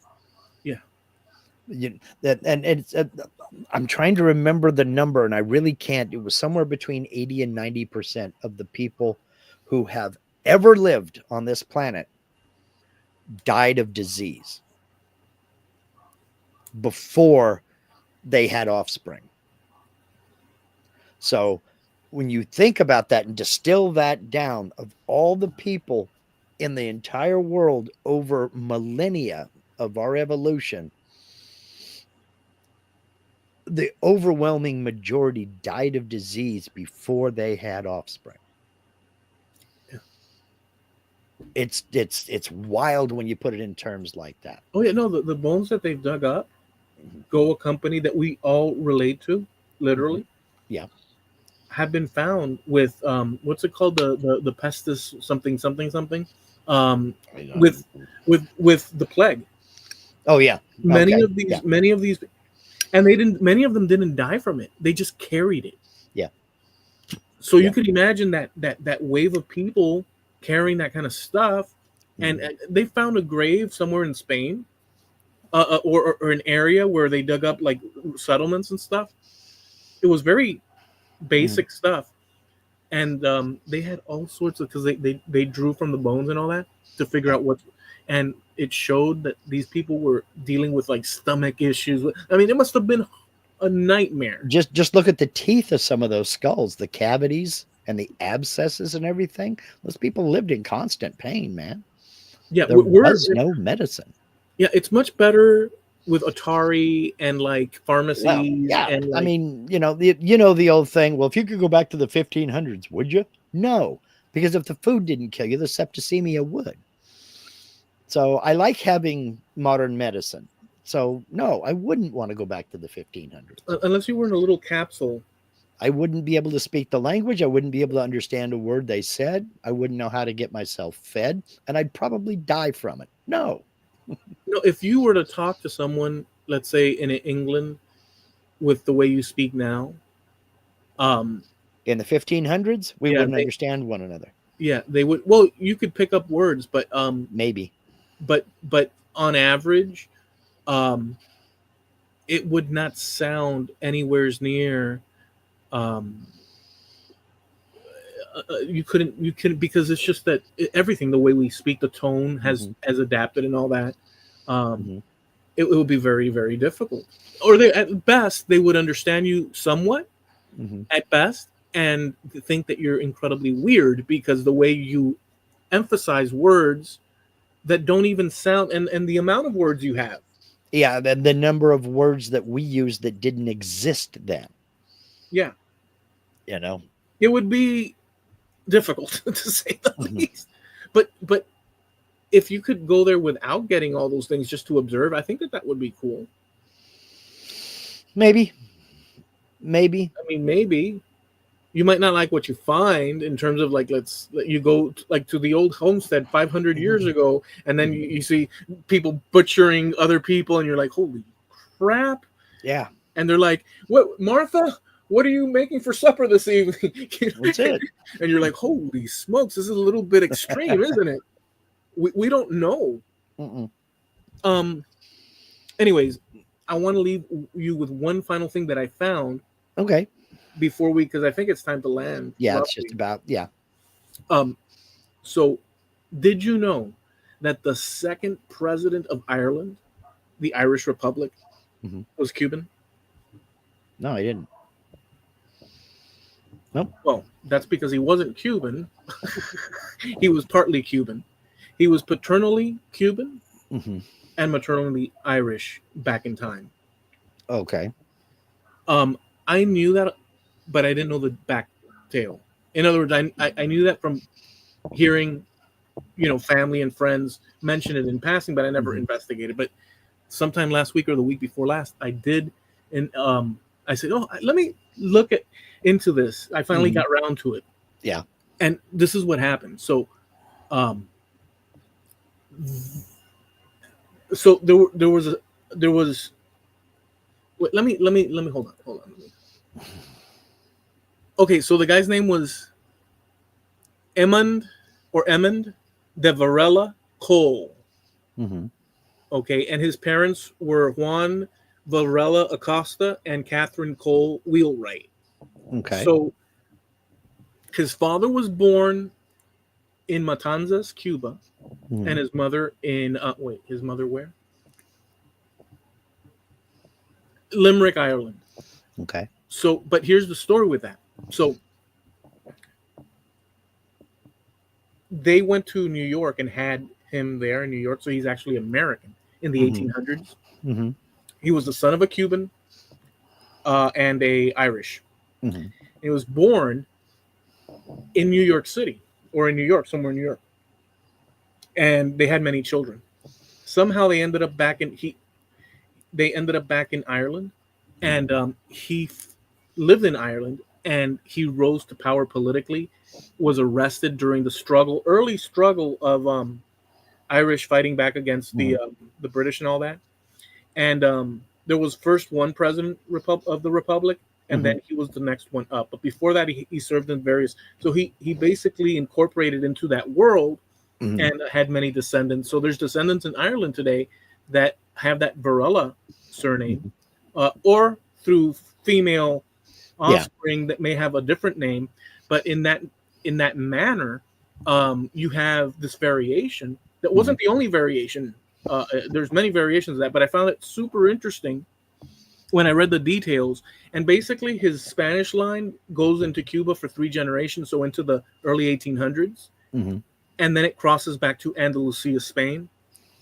And on his mom's side, as far as you can go back, she's primarily of Irish descent, Hmm. with probably some English descent down the line, some. Yeah. Yeah. And he was a very important. So what I understand after reading and asking, around through the what do you call this thing, the AI, The co-pilot. Yeah. the co-pilot, and then looking at the different sources, from what I understand is that that figure, the second president, is known to people, but they may not even know his ancestry. They Yeah. just accept it as such. I found Yeah. that an interesting connection Hmm. in the context of finding Spanish, or in particular Cuban Hmm. ancestry, in that way. You never know who's going to turn up where. You never know what's going to turn up where, because we've said it before and we'll say it again. People get around. People Yeah, get around. And yeah, it's never been easier than it is today. yeah. Well, I mean, this was an 1800s type Right. person, you know, Yeah. born in the 1800s and then died maybe in 1940s or 70s. I'm Well, unsure. you spoke about um, Alexander the Great and all the things that he accomplished in his life, and mainly before he was like 35. I don't make video recommendations often, but I am going to make a recommendation. There's a guy that I follow on YouTube religiously. He calls himself the Fat Electrician. And he's a historian and he delves real deeply into history. And he did a video a couple months back. It's a long video, it's like 50 minutes long, but he talks about a gentleman by the name of Eugene Bullard, who was relatively unknown here in the US. But you want to talk about a life that was lived. We're talking, he was born in the late 1800s in Georgia, ran away from home when he was 12 years old, um, went to he hooked up with a group of British gypsies. By 14, he was a jockey. By well, at the age of 12, he became a jockey. He left that group when he was 14, went to Virginia, started working on the docks, stowed away aboard a German freighter that headed to Europe. They caught him as a stowaway. He worked for them and they paid him. Ended up in Scotland. They had to drop him at the first port because he was a stowaway. Ended up in Scotland where he was a longshoreman and a street performer. Then became a boxer. Started training with other boxers. He won a lot of fights. Started training with other boxers. Ended up in Paris and fought in World War One. Tried to fight in World War Two. One of the most decorated people you will ever hear of. The number of things this man did makes me question what I have done with my life. Because you're talking about a boxer, a professional boxer, a jazz musician. He was a drummer. He was a nightclub owner. He was a prize fighter. He ran a boxing gym. He was a decorated soldier in World War One, tried to fight in World War Two. He was requested by the president of France in like 1950 to go back to Paris, where he lit the eternal flame at the tomb of the unknown French soldier. He was decorated by the president of France, became a knight of France, and nobody knew who the heck this guy was. It really was a life that needs to be studied. Interesting. Nobody knows. And he makes a comment in this video at the very beginning of this video. This is one story I hope Hollywood never tries to do, because they will screw it up. At the close to the end of his life, he worked with an author and wrote down all of his memoirs, and nobody would publish it because the story was too unbelievable. They just said, it's too unbelievable. They wouldn't publish it. Since then, 2 books have been written about it. What I'll do is I'll go find that video. It's called Eugene Bullard, The Black Swallow of Death.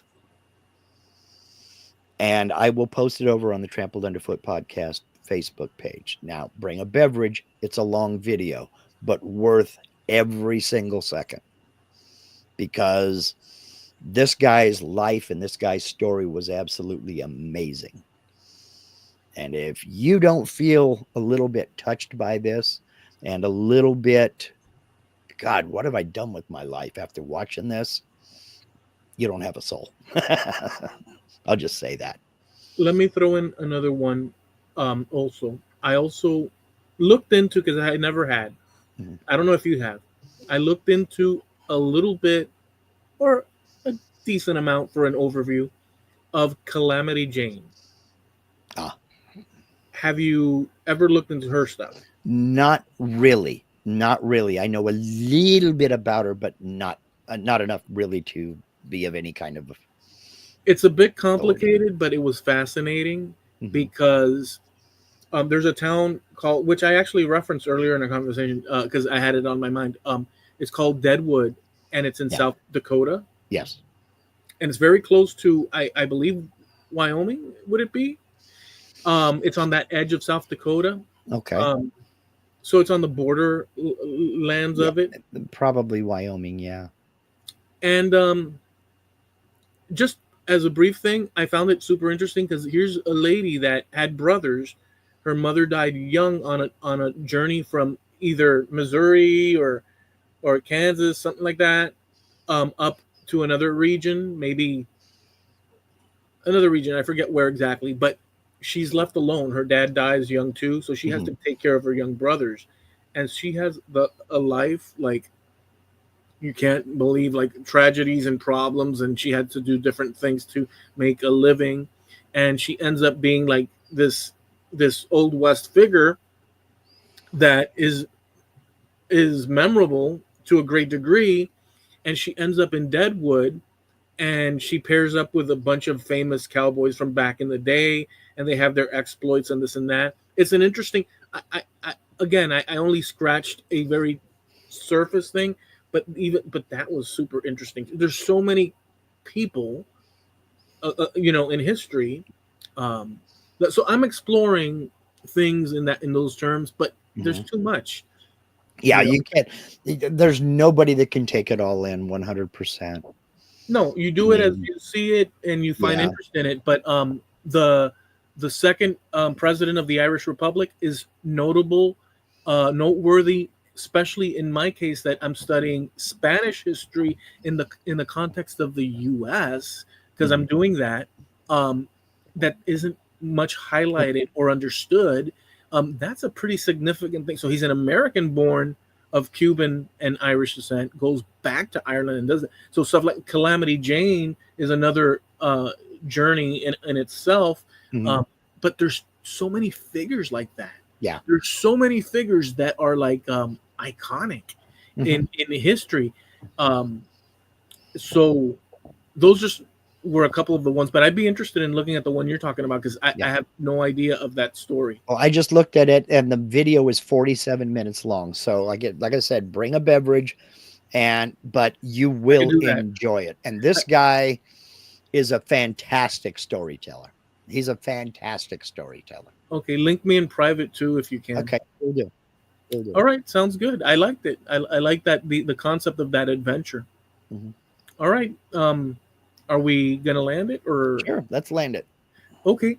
All right, guys. We hope you enjoyed this episode. We go live every Tuesday at 9:30 Eastern, 6:30 Pacific Coast time here on the Trampled Underfoot podcast show on YouTube. We also have a site over on Facebook, and Mark usually posts some of the ideas, videos, and posts that relate to what we're talking about in any particular show. So be Mhm. sure to check out Trampled Underfoot Podcast on Facebook. And we also have a website, trampledunderfootpodcast.com, which you can check out the various features there. You can also download podcasts and nothing. Go check those out. We're also sponsored by. Arneal Media. Notice how smooth I was with the buttons this week? And I just screwed up the promo spot. But that's okay. You know you're thinking about a website. You know you want it, but you don't know where to go. Where do you go? I tell you, there's only one place I'll tell you. That didn't make sense. I'll tell you, there's only one person I'll recommend, and that's Steve over at Arneal Media. Now, I consider Steve a friend. He's very good at what he does. He's very, very competitively priced. You wonder how he charges so little for everything that he does. And that's just the thing. He'll do everything if you want him to.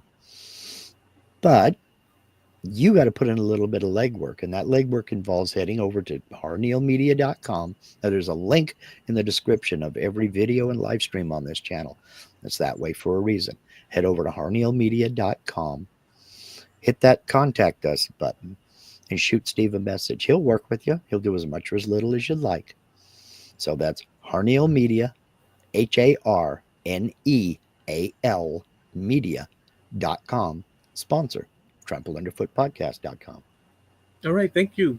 Thank you, everybody out there. Enjoy the rest of your week. Be safe and do the things that you enjoy. And we'll catch you here next time. Peace. Remember, you don't bite down, you actually bite up.